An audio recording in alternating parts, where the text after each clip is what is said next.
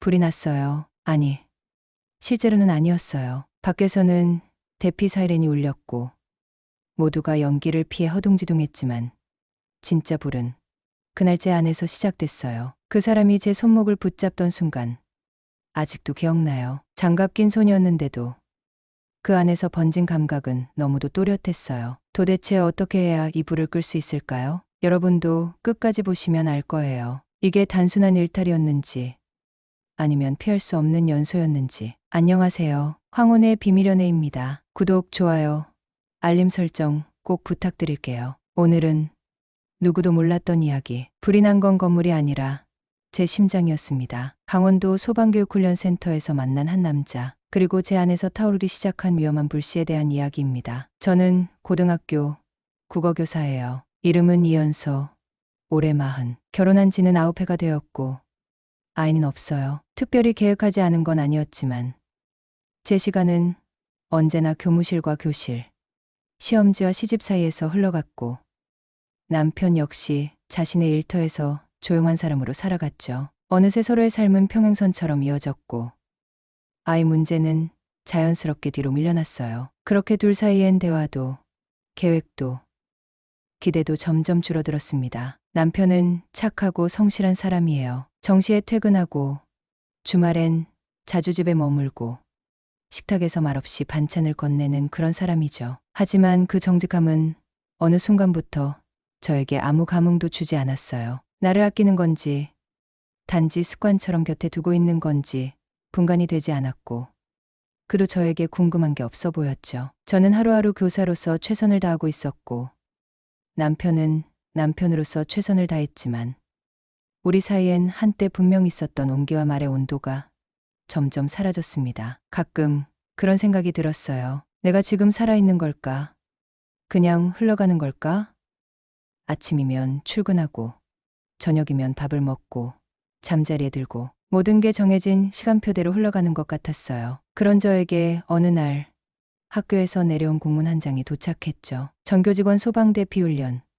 장소는 강원도 소방교육훈련센터. 전처럼 대수롭지 않게 넘기려 했어요. 늘 있는 연례 행사니까요. 하지만 그날 그 훈련은 제 일상에 작은 균열을 냈고 결국 조용히 모든 걸 무너뜨리기 시작했어요. 처음에는 아주 사소한 일이었어요. 연기 체험 코스 안에서 방향을 잃었고 캄캄한 통로 안에서 누군가 제 손을 잡았습니다. 단단하면서도 조심스러운 손. 저는 그 손을 잡고 그저 그가 이끄는 대로 움직였을 뿐이에요. 나중에 그가 훈련생 정태윤이라는 걸 알게 되었죠. 훈련복을 벗는 그의 뒷모습, 흘러내리는 땀을 닦는 손등, 그리고 스치듯 마주친 눈빛. 그 순간 저는 설명할 수 없는 묘한 이끌림을 느꼈습니다. 그날 밤 도착한 짧은 메시지 하나. 선생님, 진짜 부름 밖에만 있는 게 아니더라고요. 말장난 같기도 했고 의미를 담은 신호 같기도 했어요. 머리는 아니라고 했지만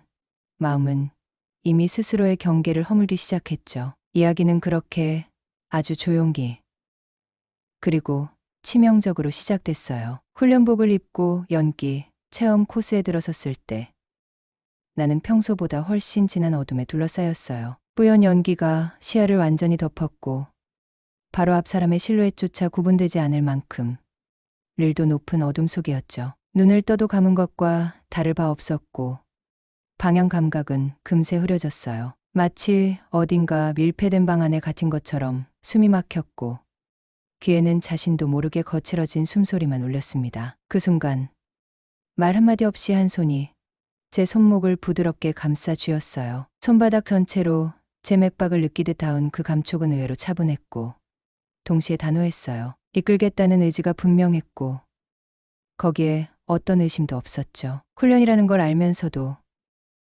저는 그 손을 놓을 생각조차 하지 않았어요. 나를 끌고 가는 그가 누구인지조차 모른 채 무언가를 믿어버렸던 것 같아요. 그렇게 조심스럽고도 단정한 손에 이끌려 몇 걸음씩 나아갔고 끝내 우리는 출구 쪽으로 빠져나왔습니다. 바깥 공기를 마시는 순간 갑자기 긴장이 풀리면서 숨이 헐떡였고 저는 천천히 헬멧을 벗었어요. 보호장비 속의 열기로 이미 얼굴은 달아올라 있었고 이마에는 땀이 송골송골 맺혀 있었죠. 저는 자연스럽게 고개를 돌렸고 그가 그 자리에 있었습니다. 정태윤. 그는 연기 체험 코스를 안내하던 소방훈련생 중 한 명이었죠. 젊고 반듯한 얼굴에 군복무를 한 듯한 단단한 체격. 그러나 눈길이 머문 것은 외형이 아니었어요. 그의 눈빛이었습니다. 또렷하고 선명한, 하지만 쉽게 피하지 않는 눈. 마치 모든 걸 보고도 아무 말 없이 받아들이겠다는 듯한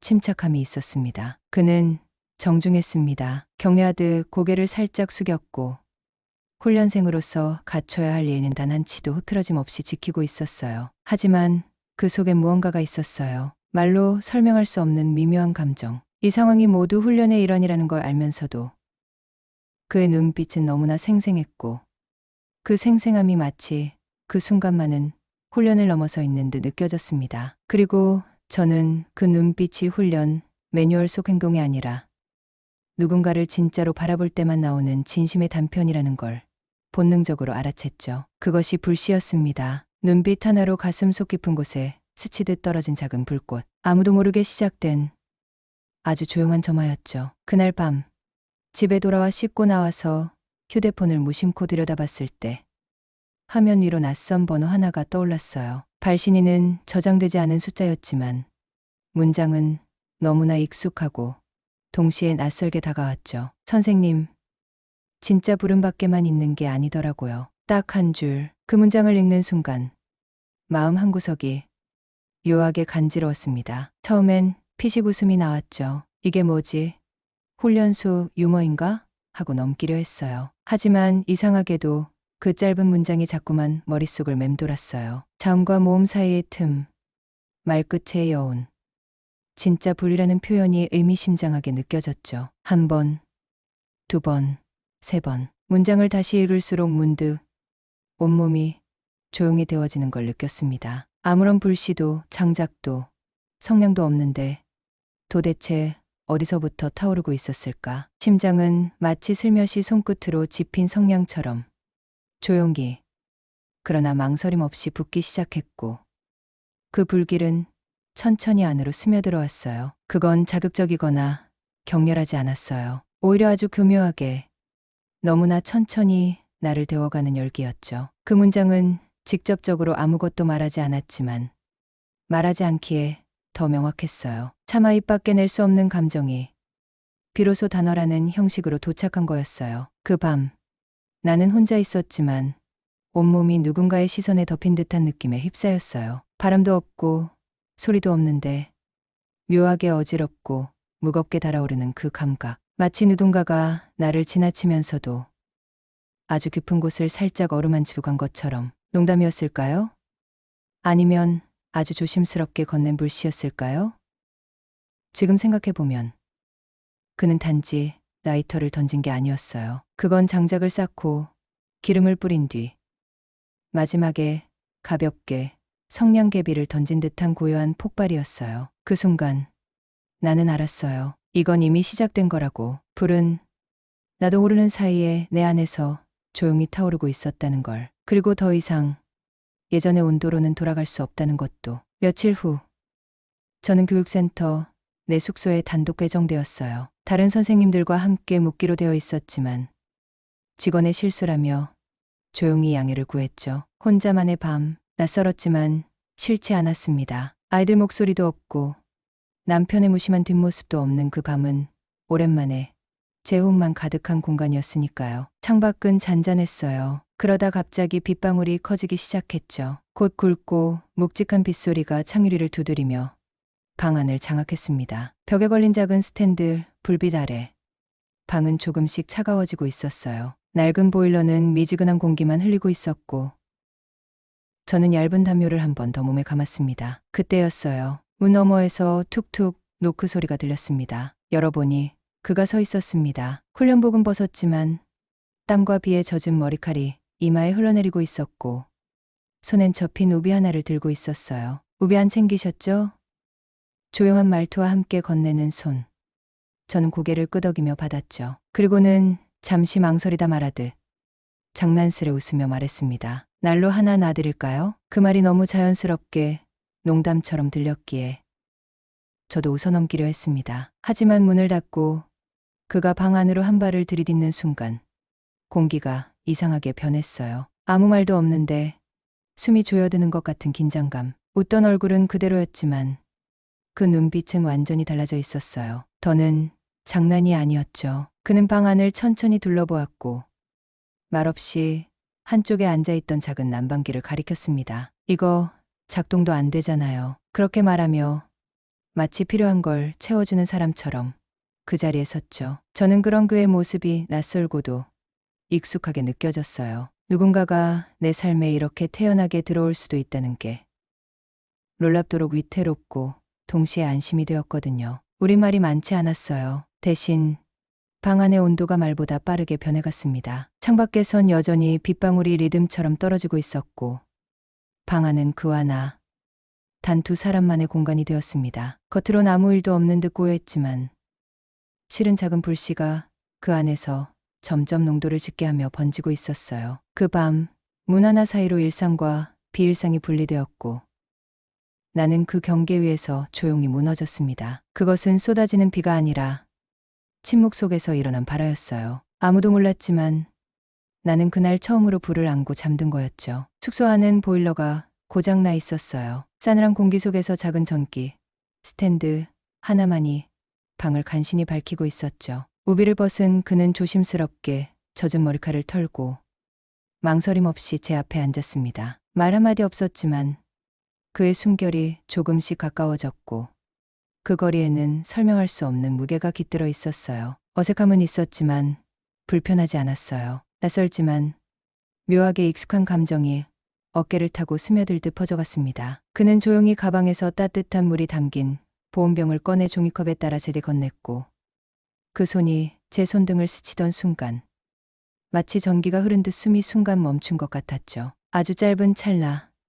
그런데도 잊히지 않는 감각. 그 손길은 지나간 것이 아니라 무언가를 묻는 것이었고 저는 대답도 없이 그 느낌에 사로잡혀 있었습니다. 우리는 굳이 많은 말을 나누지 않았어요. 오히려 말이 없기에 더 명확했던 것 같아요. 말없이 앉아있던 그 시간 동안 우리의 무게중심은 천천히 서로에게 기울어졌고 마침내 균형이 무너졌습니다. 손끝, 어깨선, 시선 어떤 접촉도 없었는데 우리는 서로를 안고 있었어요. 불을 피운 게 아니라 서로를 불쏘시개로 삼아 천천히 타올랐죠. 그 밤 소방 사이렌보다도 더 크고 격렬한 울림이 제 안에서 터졌습니다. 그것은 경고가 아닌 확신이었어요. 나를 감싸던 온기는 처음엔 조심스러웠지만 곧 사방으로 퍼지기 시작했어요. 누구도 보지 않았고 말하지 않았고 심지어 우리조차 아무 약속도 하지 않았지만 그 방 안에서 벌어진 일은 어떤 연습도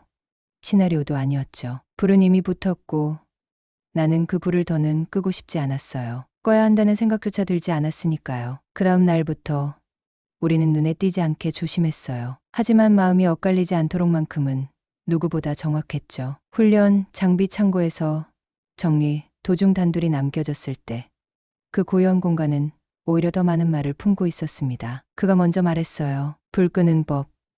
정말 배우고 싶으세요? 장갑을 낀 채 제 손에 손끝을 맞댔을 때 천처럼 부드러운 감촉은 없었지만 그 안엔 확실한 온도가 있었어요. 손바닥 아래로 퍼지는 체온은 마치 금지된 공간 안에서 유일하게 허락된 열기처럼 느껴졌습니다. 그 순간 우리는 아무 말도 덧붙이지 않았습니다. 그저 눈을 마주하고 그 안에 모든 이야기를 가둔 채 짧게 숨을 삼켰죠. 그 좁고 밀폐된 창고 안은 아무 소리도 없었지만 그 침묵 속에서 우리는 동시에 문을 열고 있었어요. 몸은 훈련복에 가려 있었지만 마음은 단 하나의 장벽도 없이 서로를 향해 활짝 열려 있었습니다. 그날 이후 나는 더는 정상적인 생활로 돌아갈 수 없다는 걸 알아차렸어요. 불은 이미 붙었고 나는 이미 그 불의 일부가 되어 있었으니까요. 연수 일정으로 지방 출장을 간 날이었어요. 새로운 지역, 새로운 호텔, 익숙하지 않은 거리. 낮부터 이어진 피로로 정신없이 체크인을 하려던 순간 로비 앞 벤치에 누군가 앉아있는 모습이 눈에 들어왔어요. 우산도 없이 말없이 앉아있던 그는 제 시선을 느끼고도 아무 말 없이 웃었습니다. 그리고 아주 짧게 그러나 분명하게 속삭이듯 말했죠. 불 끌만한 방 있대요. 그 순간 저는 프런트 데스크에 다가가 입을 뗐습니다. 더블룸으로 주세요. 제 목소리는 누구에게도 들리지 않게 낮았지만 제 안의 울림은 그보다 훨씬 컸습니다. 그날 밤, 그 방은 말 그대로 위험하게 안전한 공간이었어요. 모든 문이 닫히고 커튼이 쳐지고 전화도 꺼진 채 외부와 완전히 단절된 그곳에서 우리는 다시금 불을 피웠습니다. 빠르지 않았고 격렬하지도 않았어요. 오히려 천천히 조심스럽게 서로에게 스며들었죠. 어쩌면 그건 불을 키운 게 아니라 서로가 이미 타오르고 있다는 걸 확인한 시간에 가까웠어요. 누구도 볼 수 없는, 아무도 알 수 없는 온도에서 우리는 서로를 향해 아주 천천히 무너져 내렸습니다. 그 이후 우리는 어디에서든 서로를 알아보는 사람들이 되었어요. 어느 점심시간 학부모 민원으로 지친 얼굴로 잠시 옥상에 올라간 적이 있어요. 바람 한 점 없는 뜨거운 옥상. 저는 벽에 기대어 눈을 감고 있었죠. 그때 그의 그림자가 내 앞에 멈췄습니다. 말없이 다가온 그는 자신의 도시락 반찬을 조심스럽게 제 앞으로 내밀었어요. 따뜻한 밥 위로 김이 피어오르고 그의 눈빛은 그 어느 때보다 조용했어요. 그리고 말했죠. 지금은 피난 중인 거죠? 그 말은 단순한 위로가 아니었어요. 그 말 한마디에 나는 또다시 불이 붙었고 알았어요. 도시락 하나로도 눈빛 하나로도 불은 날 수 있다는 걸. 그와 함께라면 말이죠. 그와의 관계는 물처럼, 아니 불처럼 스며들었어요. 뜨겁지만 조용히 번지는 방식으로요. 남편은 여전히 제 스케줄을 의심하지 않았어요. 오늘은 야자 감독, 이번 주말은 교사 연수야. 다음 주는 교육청 워크숍이 있어. 그런 말들 뒤에 숨은 건 계획된 탈출이었고 저는 그 계획을 아무렇지 않게 실천하고 있었죠. 그는 자주 연락하지 않았어요. 오히려 아주 가끔 불시에 도착하는 한 줄짜리 메시지가 전부였어요. 지금 바람 안 불어요. 오실래요? 그 문장은 무섭도록 조용한 불씨였고 저는 언제나 그 말에 망설이지 않았어요. 그 문장 하나로 내 하루는 완전히 다른 온도를 가졌으니까요. 그러던 어느 날 남편이 제 휴대폰을 들여다보다 말했어요. 센터 3호가 누구야? 심장이 쿵 내려앉는 순간 저는 아주 자연스럽게 웃었고 대답했죠. 재난 문자 테스트용으로 저장해 놓은 거야. 그는 별다른 반응 없이 고개를 끄덕였고 다시 핸드폰을 내려놓았어요. 그때 알았어요. 우리 사이를 가리는 건 문장 하나면 충분하다는 걸. 그는 더 이상 저를 들여다보지 않았고 저는 점점